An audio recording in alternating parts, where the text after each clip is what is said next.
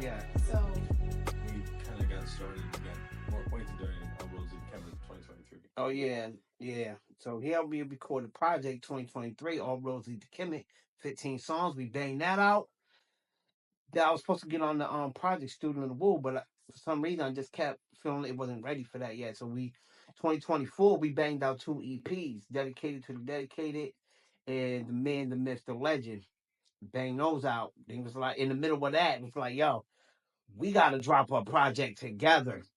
He was like, yeah, something short, sweet, little 4 song EP. So I was like, all right, boom.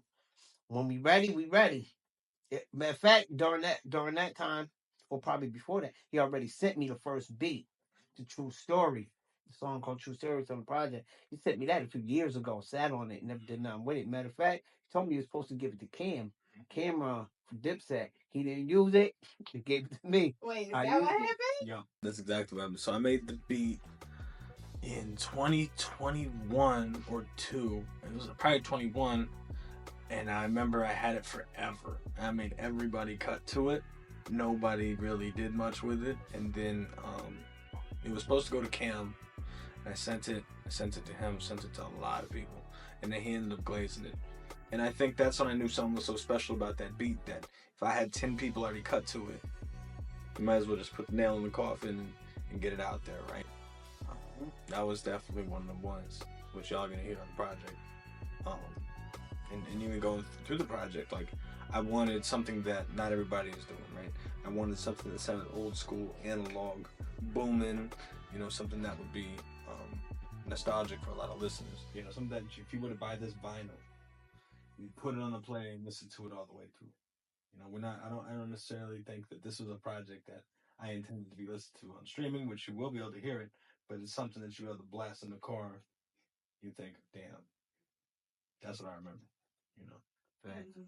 So with this project, like, how is it working? Like with A, how is A for you? How is it working with Working with A is simple.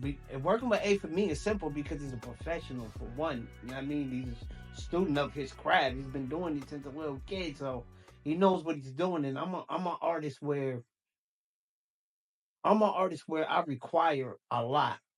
And it might not be a lot for a person that knows what they're doing, but to a person who's like a newbie at this, right? He's not gonna know how to give me what I'm looking for. Eh, It's like Jordan and Scottie Pippen almost. Like he knows when to throw me an alley oop and I can catch it. And if I have an idea, he's like, "Yo, I got something for that." Boom. You know what I mean? Like it's effortless. You know what I mean? It's Right. like Shaq and Kobe almost. You know? Mm-hmm. Yeah, a lot of it too. I think my producer brain always came out on the engineering side for all these albums before we started to do our own shit, because it was able to be like, I knew exactly where his punchlines would go. I know exactly what his brain would be thinking. Like when I make a beat, I'm muttering his flow in my head. Like, okay, I'm gonna send that off to him. I'm gonna get this rocket fam. And a lot of it's just like in sync, right? We have sessions that even on this project, we didn't say a word to each other, and it was just the punch was going, the takes were going, and it'd be like, keep going, do. It was never nothing. It'd be like, all right, now scoot that back to do. I just knew from start to finish how we would float on these beats. Mm-hmm. And when you grow through time, I think you find that chemistry. Because being an engineer is like being a barber. I always say that. Like after the first cut or two, you shouldn't have to walk into the barber and be like, hey, you remember I want a 4, I want a 2. You just know. And then if you outgrow the barber, their kid is next in line, right? And it keeps going forward. Like you just know. A lot of it is ad-libbed. Like a lot of the mistakes even were kept because those mistakes ended up being some fire. I try to have a philosophy while I'm working on the album, right? And he knows that, where start to finish, boom, boom, boom. It's done. Minimal punches, minimal going back and forth. I mean, if we're editing a track, we're probably just tweaking one ad lib or two and making it make sense. But pretty much, it's straight off the top, you know, which keeps the natural feel going into tape that a lot of people don't do. Right. You know, no, not much auto tune, if any. That's a fact. You know, like, so that's good. You know, I don't have to be the plastic surgeon. Like, I can do my job creatively. Right. Let it translate. So what do y'all expect out of this album? Like, now that you've finished the recording and now you're just on the mastering process, what's the next step for this album? Or I'm sorry, for this project? Well, for me, I don't know. I don't have no expectations. These are just stories that I wrote while I was incarcerated, when I was in prison. 2023. I mean, 2003, 2013. I was writing some of this stuff back then when he was like 8 years old. Mm-hmm. And these are songs that I never wanted to waste. You know what I mean? It's my personal life. These stories come from my soul. Like, I went through something to write this material. So all I care about is just it being released and off of my heart and just into the world. Whatever it do. I don't care about that. I'm in it for the love of rapping, like of just being an MC, being a artist, man. 80s, 90s hip hop. Like, I grew up on that shit, so I have a certain philosophy towards music, man. Just put your pen to the page, spit that shit.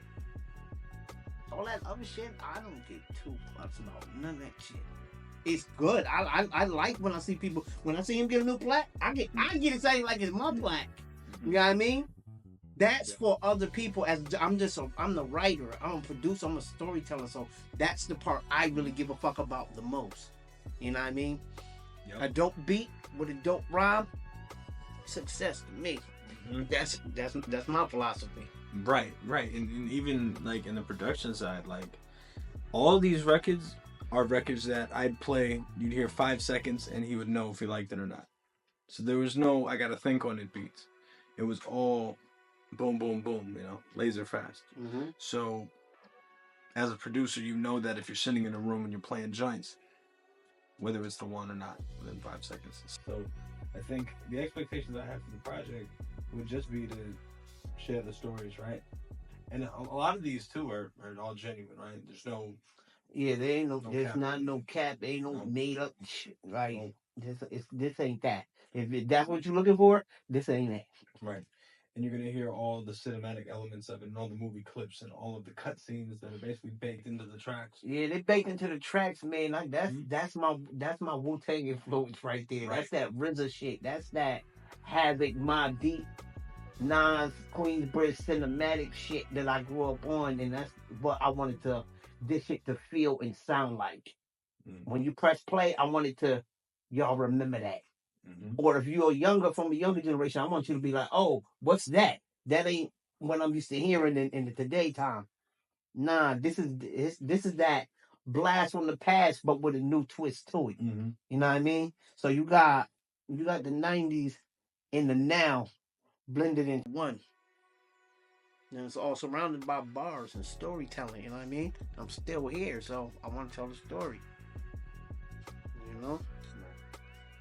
And the fact that he's half my age makes it even better for me, you know what I mean?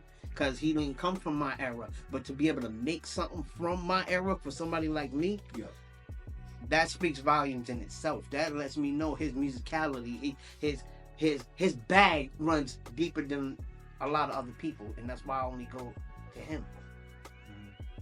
Fact. Amen. But May 19th, man.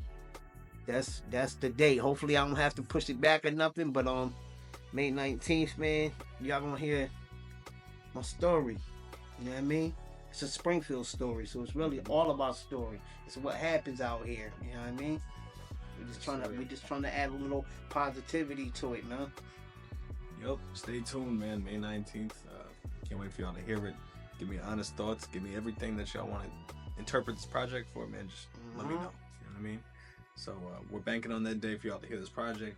We put everything into it. So definitely comment, share it, do what you want to do, cry to it, laugh to it, don't matter.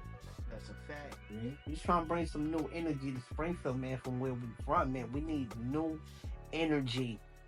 Out with the old stale shit, in with the new. It's like it's time to identify ourselves in our sound. What the fuck do we sound like? You know what I mean? Right. Every place has a sound. I always felt Springfield never had a sound. Like Springfield had pieces of everybody else's sound. I want to change that. I want to. This is part of why we doing this shit is to create something new, something fresh from here. 413. Facts. Oh, yeah. Time to be our productions, man. Sub Sound Recordings. That's where it's going down.